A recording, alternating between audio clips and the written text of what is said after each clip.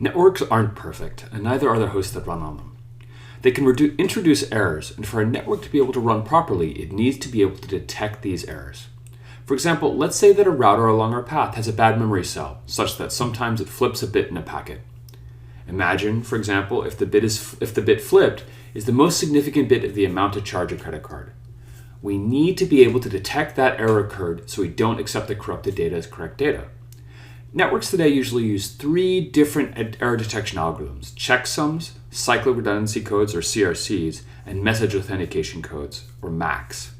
Each of them has very different characteristics. Understanding their differences is important. I've actually been at meetings in the IETF where a few people weren't aware of the differences. If you don't know, you might make a bad protocol decision or protocol analysis.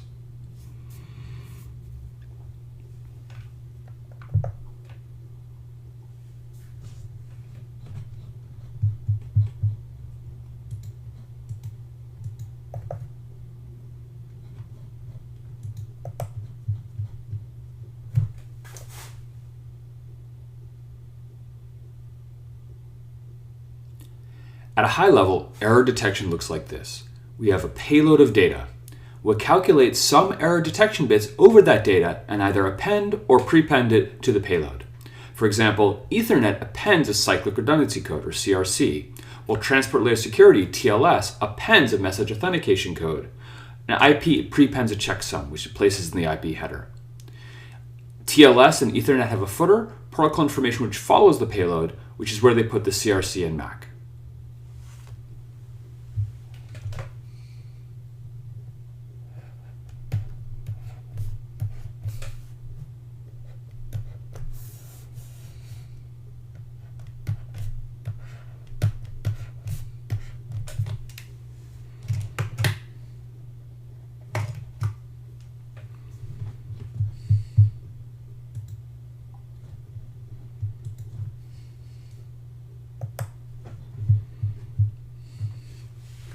The first of the 3 commonly used error detection algorithms is a checksum. You just add up all the data of the packet. It's what TCP and IP use. Checksums are nice because they are very fast and cheap to compute, even in software. Back when the internet started and everything was in software, this was valuable. Their major drawback is that they have pretty weak error detection guarantees. While they can catch a lot of random errors, it's easy to fool a checksum with as few as 2-bit errors, if the 2-bit errors cancel each other out. For example, if one bit error adds 32 and another bit error subtracts 32, the checksum won't catch the error. So a checksum can catch a lot of errors, but it turns out to have very weak guarantees on what errors it will catch. The second of the 3 commonly used error detection algorithms is a cyclic redundancy code, or CRC. A CRC is much more computationally expensive than a checksum, but also much more robust. It computes the remainder of a polynomial. I'll show what this means and how it works in a few minutes. With today's processors, it's easy to do, and it's really easy to do on hardware. It's what Ethernet and many link layers use. In some ways, TCP and IP can get away with checksums because link layers use CRCs. If you have a CRC that's C bits long, a CRC can detect any 1-bit error, any 2-bit error, and any single burst of errors less than or equal to C bits long, as well as any odd number of errors. So it can detect a lot of errors, much stronger guarantees than a checksum. The final algorithm is something called a message authentication code, or MAC. A message authentication code combines the packet with some secret information to generate a value. In theory, someone can only generate or check the MAC if they have the secret. So if you receive a packet and the MAC is correct, then you're pretty sure the computer that computed the MAC has the secret. Unless I have the secret, it's amazingly difficult to generate the correct MAC for a packet. So a bad guy can't easily generate a new packet. In fact, if you have a strong MAC algorithm, then given one packet and its MAC, I have zero information on what the MAC will look like if I flip a single bit. Message authentication codes are therefore robust to malicious modifications. Message authentication codes are used in Transport Layer Security, TLS, which is what you use when you browse web pages securely, HTTPS. But they're actually not great for catching errors. If I flip a single bit in a packet, there's a 1 in 2 to the C chance that the changed packet will have the same MAC. I've seen people make this mistake with Togmet error correction, thinking a MAC is just as good as a CRC. It's not. If I have a 16-bit CRC, I'm assured that I'll detect a burst of errors that is 16 bits long or shorter. If I have a 16-bit MAC, I'm only assured that I'll detect bit errors with very high probability, 99.98%, or 1 in 65,536. That's high, but think about how many packets you've watched just receiving this video. I'll now go into each of these algorithms in greater detail. Let's start with a checksum. IP, UDP, and TCP use ones complement checksums.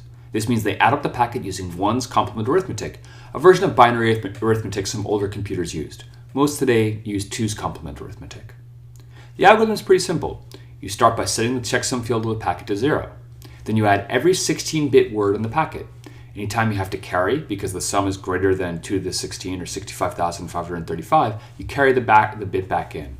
So 60,000 plus 8,000 is 68,000 minus 65,535 plus 1, or 2,466. Once you've added up the complete packet, flip the bits in your sum and make this the checksum of the packet. Then, if you add up the complete packet, including this checksum value, you should get 0xFFFF, all ones. There's one edge case. If the computed checksum is all ones, you don't make the checksum field 0, you make it all ones. In IP, UDP, and TCP, a checksum field of 0 means there's no checksum. That's it. You can write this in just a few lines of C code. It's fast, easy to compute, and easy to check. All you need to do is add the bytes of a packet and check for that the checksum is all ones. Given that most early internet implementations were in software, this is really helpful. The drawback is that it's not really that robust. While it definitely detects a lot of random errors, the guarantees it can give on what errors it detects are really weak. In practice, it can only promise to catch single-bit errors. But it works pretty well, and link layers do a lot of the heavy lifting for us. Link layers do their heavy lifting with something called a cyclic redundancy check, or CRC. The idea of a CRC is that I want to take the n bits of source data and somewhat distill them down to c bits of error detection data, where c is much smaller than n. For example, I might have a 1500 byte Ethernet frame with a 4 byte 32-bit CRC. USB and Bluetooth use 16-bit CRCs. Of course, we can't detect all errors. Given some other random packet, the chances the CRC matches is 2 to the minus c, or 1 and 2 to the c. For example, if I use an 8-bit CRC, then out of the space of all packets, 1 in 256, or 0.4%, had the same CRC as my packet. But CRCs are stronger than checksums. They can detect there's an error in any packet with an odd number of errors, 2-bit errors, or any single burst of errors equal to or less than c bits long. They can't guarantee detecting errors besides these, but they do a good job at it. For example, a 16-bit CRC can't guarantee it will detect 2 bursts of 3-bit errors spaced far apart in a packet, but it's likely it will detect it. Link layers typically use CRCs. They're pretty robust, and as many link layers are vulnerable to bursts of errors, the burst detection capabilities of CRCs is useful. It's not hard to make hardware compute them quickly, and you can compute them incrementally as you read or write the packet. So how does a CRC work? It distills these n bits into c bits using something called polynomial long division. You take the bits of a message and use them to describe a polynomial m. Each bit in a packet is the coefficient of one term of the polynomial. If the bit is 0, the term is absent. If the bit is 1, the term is present. So, for example, a message of 1001101 is the polynomial x to the 7th plus x to the 4th plus x to the 3rd plus x squared plus 1, which is x to the 0. This is because the 7th, 4th, 3rd, 2nd, and 0th bits are set in the message. When we calculate a CRC, we have something called a generator polynomial. This is defined by the CRC algorithm. For example, the CRC16 algorithm used by USB has a generator polynomial of x to the 16th plus x to the 15th plus x squared plus 1. For frustrating historical reasons, the generator polynomial is one term longer than its number of bits. The first term is always 1. So the CRC16 generator polynomial is written as 0x8005, even though it has an x to the 16th term. To compute a CRC, you take the message m, pad it with zeros equal to the CRC length, and divide this padded value by g. The remainder is the CRC, which you append to the message. To check a CRC, you divide the message plus CRC by the generator polynomial g. If the remainder is 0, then the CRC passes. I won't go into the details of how this works mathematically, but it turns out it can be implemented very quickly and efficiently in hardware. The strength of your CRC algorithm depends on what generator polynomial g you pick. There's been a lot of study of this, and so many good options which have the error detection properties I mentioned earlier. But you might not get the same error detection strength if you pick your own generator polynomial. The third and final kind of error detection algorithm you commonly see in networks is a message authentication code, or MAC. Like CRCs, there's a deep and rich mathematical background on how message authentication codes work. There are good ones and bad ones, so you generally want to use an existing scheme rather than invent your own. Thankfully, standards usually specify what MAC to use, and though there were some mistakes in the late 90s where standards picked poor algorithms, nowadays security is important enough that everyone relies on a small number of really well-studied approaches. Message authentication codes use cryptography, a branch of mathematics that deals with secrets. The idea behind most message authentication codes is that the two parties share a secret S. This secret is just a set of randomly generated bits, random so it's hard to guess. To calculate a message authentication code C, you apply the MAC algorithm to the message M and this secret S. MAC algorithms have the property that if you don't have S, then it's really hard to generate the correct C for a message M. Furthermore, it's very hard to create a message M whose message authentication code is C. By hard, I mean is that the best case you just have to exhaustively try. Having M and C gives you almost no information on what S is. This means that if you receive a message M with the correct message authentication code, this means the computer that generated the message probably has the secret, or someone replayed a message generated by that computer. Because the goal is to keep S a secret, cryptographically strong message authentication codes have an interesting property. If you change a single bit in M, then this results in a completely new CRC, where the probability any bit in C is 0 or 1 is seemingly random and independent of the earlier C. If this weren't the case, then someone could take a message, flip a single bit, say change a dollar value, and it wouldn't be that difficult to generate the correct C. This means that technically message authentication codes have no error detection guarantees. If you flip a single bit, you could end up with the exact same MAC. Message authentication codes are very useful, but they're first and foremost a security mechanism. Being able to get both error detection and security with one mechanism is efficient and nice, but their security properties mean that their error detection isn't as good as other approaches. Let's go over the answers. Both checksums can detect a single bit error. Remember, this is one of the errors a checksum guarantees detecting. Both CRCs can also detect a single bit error.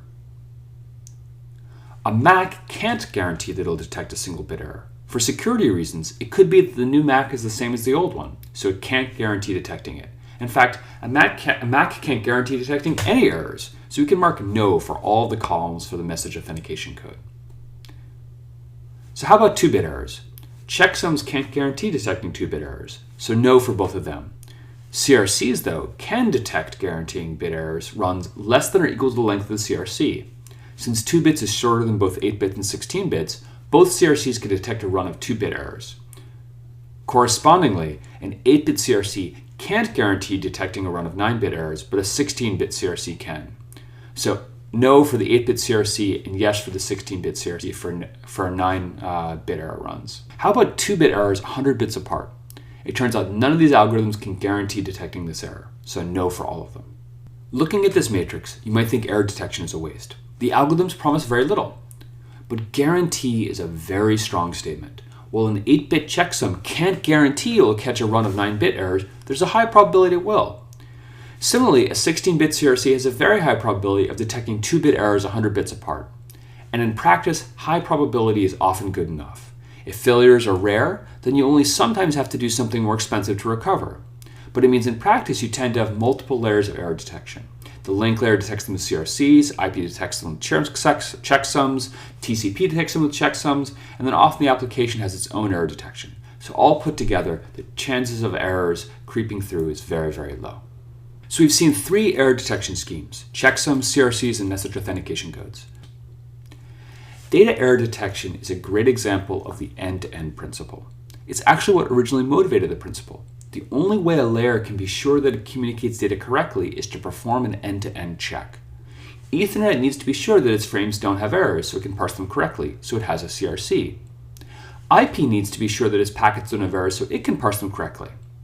IP can't depend on what Ethernet is doing to check for its own check. The Ethernet card or driver might introduce an error after the driver checks the packet. So IP has to do its own end-to-end check at the network layer. TLS, using message authentication codes, is another example. It's especially interesting because TLS has very different error detection requirements than IP Ethernet. It wants security, so it has to provide its own end-to-end error detection scheme, as it's the only way it can be sure its requirements are met.